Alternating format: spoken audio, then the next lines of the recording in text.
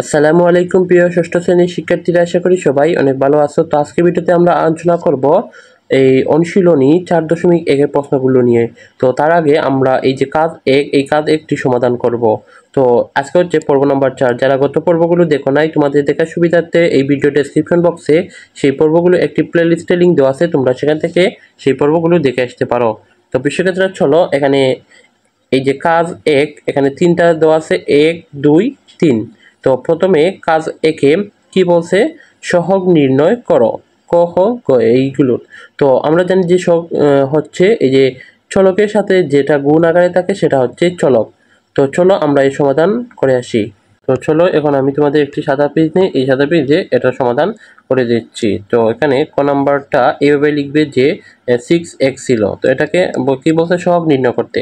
তো আমরা সমাধান লিখবো এইভাবে যে সমাধান। তো এই যে 6x, তো প্রথমে লিখবো আমরা যে 6x equal 6 into 6 into x, 6 into x, অর্থাৎ আমরা লিখবো যে অতএব x এর সহগ, x এর সহগ, x এর সহগ হলো কত, এই যে 6। অর্থাৎ এই যে x হচ্ছে চলক, চলকের সাথে এখানে গুণ অবস্থায় আছে 6, তাই আমরা লিখবো x এর সহগ হচ্ছে 6। এটা হচ্ছে ক নম্বর প্রশ্নের অ্যান্সার। তারপর খ নম্বর প্রশ্নে কি বলছিল যে খ নম্বর প্রশ্নে আমরা ধরো দেখি, তো খ নম্বর প্রশ্নে কি বলছিল, এখানে এই যে 5xy, তো এটা সহগ নির্ণয় করব। তো আমরা লিখব এই যে এখানে 5xy, তো এখানে এইভাবে সমাধান লিখব যে সমাধান। তো প্রথমে কি লিখবো আমরা, যেহেতু এখানে এই এটা দেওয়া আছে, প্রথমে এটা লিখবো 5xy, তারপর কি লিখবো, ইকুয়াল চিহ্ন দিব, তারপর 5 into X into Y, N এটা লিখবো। লেখার পর এখন আমরা এই যে সহগ, এখানে চলক আছে দুইটা, এক্স এবং ওয়াই। তো ওই যে চলকের সাথে এখানে গুণ অবস্থায় আছে 5, তাই আমরা লিখবো যে অতএব এক্স ওয়াই, এখানে চলক কিন্তু এক্স ওয়াই দুইটা, তো এক্স ওয়াই এর সহগ, এক্স ওয়াই এর সহগ, সহগ হচ্ছে কত, 5। তো এটা হচ্ছে এই ক নম্বর প্রশ্নের অ্যান্সার। আই তোমরা বুঝতে পেরেছো।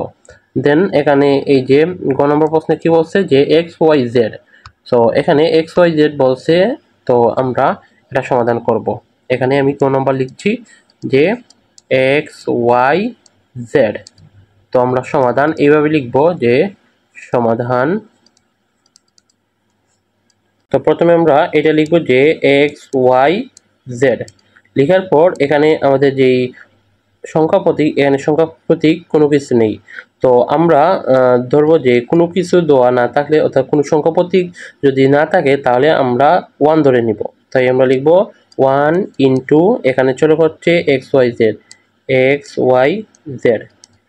তারপর অতএব লিখে আমরা এই যে চলকগুলো লিখব এক্স ওয়াই জেড, তারপর এর সহগ, এর সহগ, সহগ কত, 1, এই যে 1 বসে দিব। তো এটা হচ্ছে অ্যান্সার। আইওপি সেক্ষেত্রে তোমরা এই গ নম্বর প্রশ্নের অ্যান্সার বুঝতে পেরেছো। দেন এখান তারপরে এই যে ঘ নম্বর বলছে যে -1/2, তারপর ওয়াই, তো এটার আমরা কি করব, সহগ নির্ণয় করব। তো এখানে আমি লিখে দিচ্ছি ঘ নাম্বার,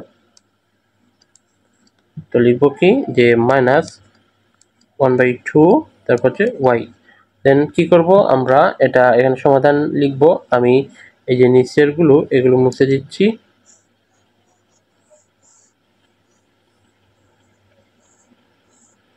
তো এটা লিখার পর আমরা এই যে সমাধান লিখব, যে সমাধান।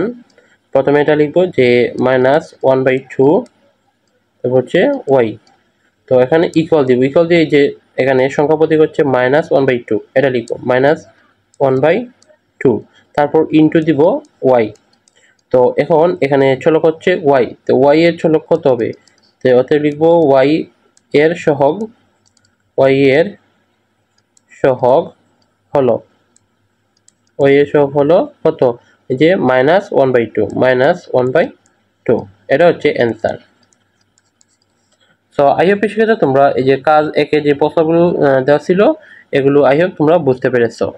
তো এখন এই যে 2 নম্বর প্রশ্নগুলো আমরা সমাধান করব। এখানে বলছে যে একটি খাতার দাম x টাকা, একটি পেন্সিলের দাম y টাকা ও একটি রাবারের দাম z টাকা হলে এখানে ক নম্বর প্রশ্ন চেয়েছে যে 3টি খাতা ও 5টি রাবারের মোট দাম কত।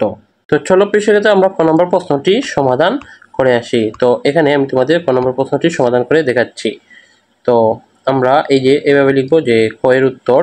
তো প্রথমে এখানে যে ছিল তোমরা যদি লক্ষ্য করো এখানে এই যে 3টি খাতা ও 5টি রাবারের মোট দাম। তো আমরা জানি যে একটি খাতার দাম x টাকা আর একটি রাবারের দাম z টাকা। তো প্রথমে আমরা এইটা লিখবো যে 3টি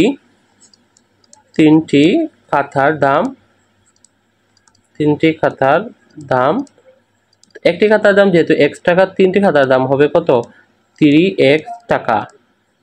তারপর বলছিল যে 5টি রাবারের দাম কত। তো আমরা লিখবো যে 5টি রাবারের দাম, 5টি রাবারের দাম। তো একটি রাবারের দাম জানি আমরা z টাকা, তাহলে 5টি রাবারের দাম হবে যে 5z টাকা। তো পরে বলছিল যে এই 3টে খাতা এবং 5টি রাবারের মোট দাম কত। তাইলে আমরা লিখব অতএব এখানে অতএব 3টি খাতা ও 5টি রাবারের মোট দাম, এই যে নিচে লিখব মোট দাম। দেন লেখার পর আমরা এই যে এগুলো যোগ করে দিব, যেহেতু মোট বলছে 3x প্লাস 5z ব্র্যাকেট দিয়ে এই টাকা লিখব। এই হয়ে গেল সমাধান। আই হোপ শিক্ষার্থীরা তোমরা প্রশ্নটি সমাধান বুঝতে পেরেছ। দেন তারপর এখানে কি বলছে খ নম্বরে যে এই যে 4টি খাতা 2টি পেন্সিল ও 3টি রাবারের মোট দাম কত। তো এই যে 4টি খাতা, একটি খাতা হচ্ছে কত এখানে x টাকা, তো 4টি খাতা হবে 4x টাকা। তারপর এখানে 2টি পেন্সিল, একটি পেন্সিলের দাম y টাকা, তো 2টি পেন্সিল হবে কত 2y টাকা। তারপর এখানে বলছে যে 3টি রাবার, তো একটি রাবার হচ্ছে z টাকা, 3টি রাবার হচ্ছে 3z টাকা। তো এগুলো কি বলছে মোট দাম। তো মোট দাম তাই আমরা কি করবো যে মাঝখানে প্লাস চিহ্ন বসিয়ে দিব। তো ঠিক এই যে আগের মতোই আমরা এইভাবে লিখবো। এখানে এই যে আমি লিখে দিচ্ছি, এইভাবে তোমরা এখানে এগুলো বসাবে যে এই 4টি খাতার দাম হচ্ছে 4x টাকা।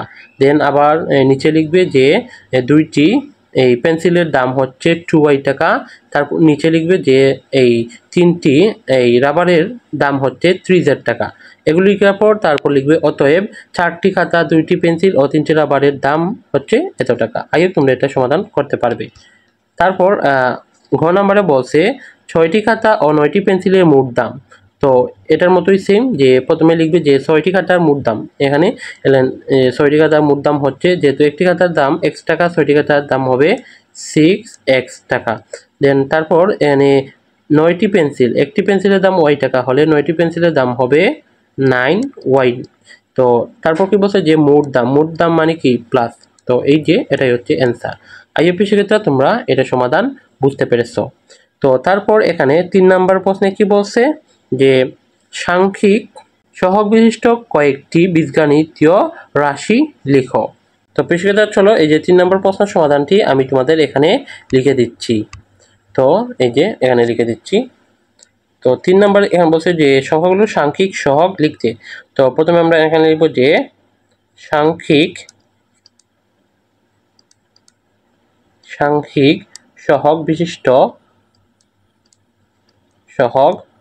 বিশিষ্ট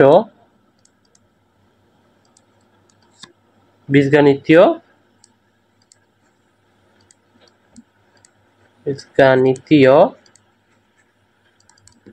তারপর কি বলছিল যে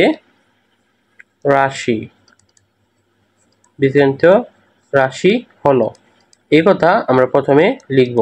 দেন এখন আমরা এখানে উদাহরণগুলো দিব। যেমন হতে পারে, আমি এখানে কালার চেঞ্জ করে দিই, যে 3x হতে পারে, তারপর যে 5y হতে পারে, তারপর হচ্ছে 7xy, তারপর হচ্ছে যে 2x+3y। এইভাবে কয়েকটি তোমরা উদাহরণ দিয়ে দিতে পারো, বা তারপর হতে পারে এই যে 8x-2y, এভাবেও দিতে পারো। তো এইগুলো হচ্ছে এই যে সাংখ্যিক সহবিশিষ্ট বীজগণিতীয় রাশি। সো প্রিয় শিক্ষার্থীরা, এই ছিল এই যে কাজ 1, 2, 3 এগুলোর সমাধান। আই হোপ তোমরা এগুলো ভালো করে বুঝতে পেরেছো। তো আজকের ক্লাসটি যদি তোমরা বুঝে থাকো, অবশ্যই ভিডিওটিতে লাইক দিয়ে আমাদের মতামতটি কমেন্ট বক্সে জানিয়ে দিবে। প্রিয় শিক্ষার্থীরা, আমরা নেক্সট ভিডিওতে যে অনুশীলনী 4.1 এই প্রশ্নগুলো নিয়ে আলোচনা করব। তো সেই ভিডিও দেখতে হলে অবশ্যই তোমরা এই ইউটিউব চ্যানেলটিকে সাবস্ক্রাইব করে রাখবে। সো নেক্সট ভিডিও দেখার আমন্ত্রণ জানিয়ে আজকের ভিডিও এখানে শেষ করছি। আল্লাহ হাফেজ।